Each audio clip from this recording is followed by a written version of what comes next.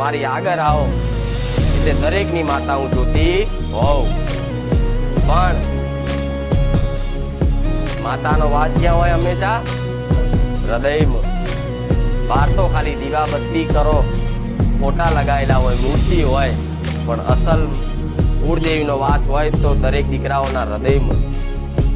એ હૃદયમાં કદાચ નજર મારી બધાના હૃદયમાં ચેક કરું, પણ અમુકના હૃદયમાં કદાચ મને ધૂંધળું દેખાય. હમણાં વાત કરી કે દર્પણ હોય, દર્પણ ઉપર કદાચ ધૂળ ચોટી હોય, તે દર્પણને સાફ કરો તારે એનું અસલ પ્રતિબિંબ દેખાય.